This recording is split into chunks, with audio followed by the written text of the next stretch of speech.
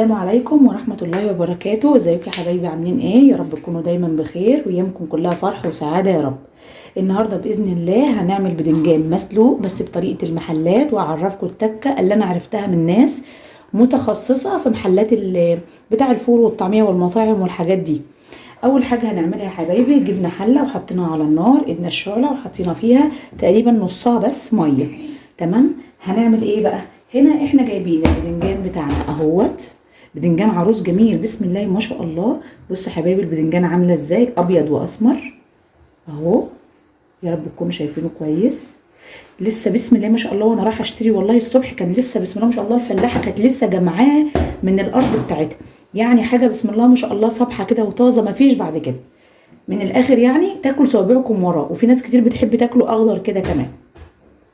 المهم يا حبايبي احنا دلوقتي غسلنا طبعا البدنجان كله الحمد لله اهو، مغسول كله ونضيف ومصفينه من الميه. هنعمل ايه بقى؟ التكه بتاعتنا ان احنا هنسلق البدنجان كده زي ما هو بالعنقود بتاعه، بالعنقود بتاعه، ايوه بالعنقود بتاعه زي ما هو، هي دي التكه.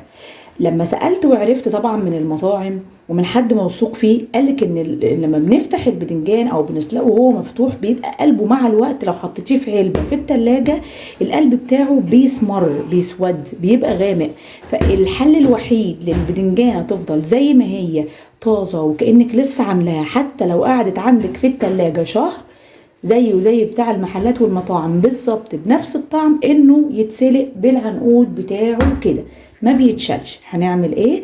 زي ما قلنا احنا جبنا حله ملينا نصها ميه وحطيناها على النار، هنبدا نسقط فيها، بدات تسخن شويه، هنبدا نسقط فيها البدنجان كده بحاله كده زي ما هو بالعنقود بتاعه زي ما احنا شايفين كده بالظبط. كل كميه البدنجان اللي عندنا اللي عاوزين نسلقه اهو.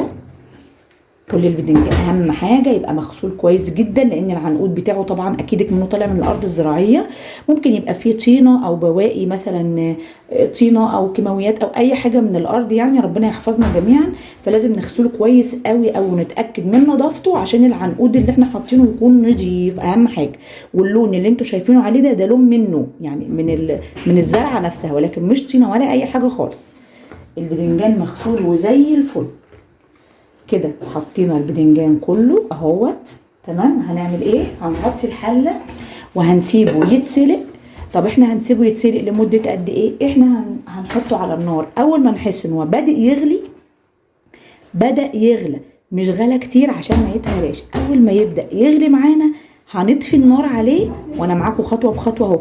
هنطفي النار عليه ونحطه تحت ميه بارده او ميه، يعني لو ميه ساقعه ماشي، ميه من الحنفيه مفيش مشكله خالص. انا معاكم خطوه بخطوه حبايبي، وهوريكم كل حاجه اول باول. خليكم معانا وما تنسوناش في اللايك، وانكم تشتركوا في القناه وتدعمونا عشان نكبر بيكم. ويا رب اهم حاجه وصفاتنا واكلاتنا والحاجات اللي بنعملها لكم تعجبكم وتنال اعجابكم. ما تنسوناش في الدعوه الحلوه يا حبايبي. خليكم معانا اهو يا حبايبي. زي ما قلت لكم كده البدنجان بدا يغلي معانا اهوت، حتى اللون بتاعه بدا يخش على سوا، بدا لونه يتغير. تمام. مش هنأخره كتير عشان ما يتهرش مننا اهو. البدنجانيه اهي بسم الله ما شاء الله اهي. بصوا شكل البدنجانيه وهي مسلوقه اهي. احنا لسه ما طفيناش على فكره، احنا هنستنى كمان بالظبط اقل من 5 دقايق، شويه صغيرين جدا، وبعد كده نطفي خالص وانا ببرده هوريهولكم وهرجع لكم تاني. ورجعنا لكم تاني يا حبايبي. طبعا انا قلت لكم ان احنا بعد ما البدنجان يتسلق نص سلقه، بصوا طبعا اهو دي البدنجانيه لما تحسوا ان هي بدات تطرى شويه ولكن مش مهريه، تمام، عشان تقدر تتخلل في الميه ما تتهراش مننا.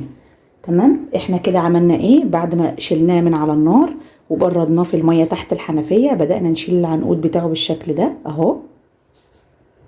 تمام كده اهو يا حبايبي، كده بنشيل العنقود بتاعه ونخليه بالشكل ده اهو. طالما برد بيبقى سهل عندنا في العمايل اهو. تمام. ادي البدنجانيه هي كده خلاص، شلنا كل العنقود وادي البدنجان بتاعنا.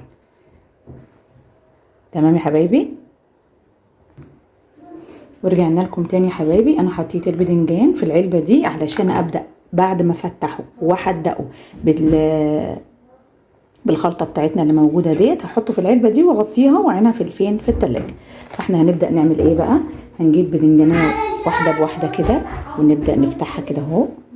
قول بسم الله الرحمن الرحيم. بسم الله ما شاء الله ولا قوه الا بالله. بصوا يا جماعه البدنجانيه من جوه، بصوا البدنجانيه عامله ازاي من جوه.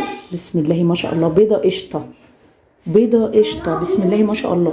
من اول بدنجانيه لاخر بدنجانيه هيفضل نفس اللون فاتح كده، بسم الله ما شاء الله، ما فيش اي تغيير نهائيا. ديت يا حبايبي دقه انا عاملاها وعينها عندي في التلاجة للتتبيلات. بحط منها على السمك، بحط منها على البدنجان، بحط منها ان شاء الله كل ما نعمل وصفه باذن الله هوريكم احنا بنعمل ايه، واقول لكم احنا بنستخدمها كمان في ايه. كده زي ما قلنا فتحنا البدنجان وناخد التتبيله نحطها كده جواه اهو. التتبيله دي عباره عن ايه يا حبايبي؟ التتبيله دي فلفل احمر مهروس طبعا في الكبه او في الخلاط، معاه توم، معاه عصره ليمون على حسب الكميه. انا بحط كميه ليمون ممكن ليمونتين 3 مثلا، لان بحط كمان معاهم شويه خل. يبقى الفلفل الاحمر وتوم.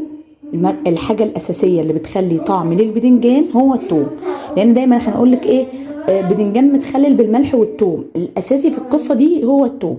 يبقى فلفل احمر وثوم وملح وكمون وليمون وشويه خل. تمام، هي دي يا حبايبي الايه الخلطه بتاعتنا، وباذن الله ان شاء الله هعملها لكم مره قدامكم واوريها لكم برده. كده احنا حدقنا زي ما قلنا، ادي واحده واحده اهو، ونقوم حاطينها فين؟ في العلبه كده. نجيب واحده تانية اهو ونبدا نسميه بسم الله برضو، ونفتح البدنجانه كده اهو قدامنا اهي. تمام، ونبدا نحدق كده اهو ونحط في العلبه اهو. على فكره احنا هنحط عليه ميه، وبرده هنحط في الميه نفس الدقه اللي موجوده عندنا برده في اللي احنا بنحدق بيها دي، هنحط فيها برده نفس الدقه اهو. تمام اهو.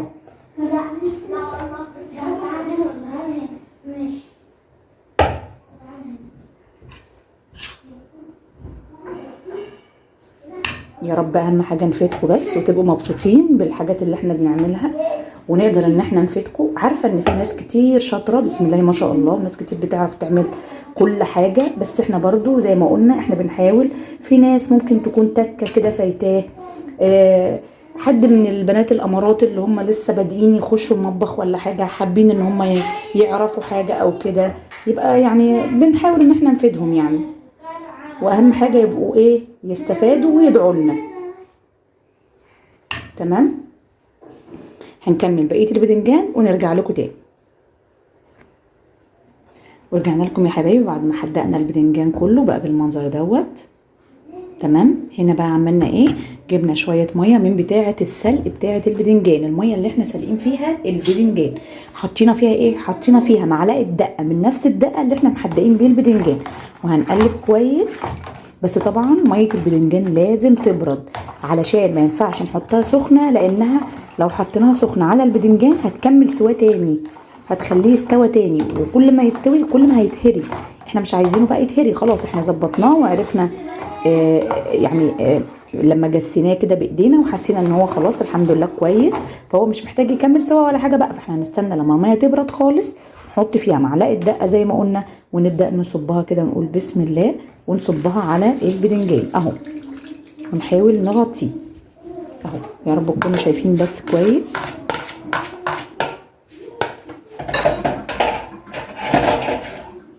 اهو يا حبايبي. ده البدنجان ابو دقه المسلوق بالطريقه الجديده اللي هو بالعنقود بتاعه.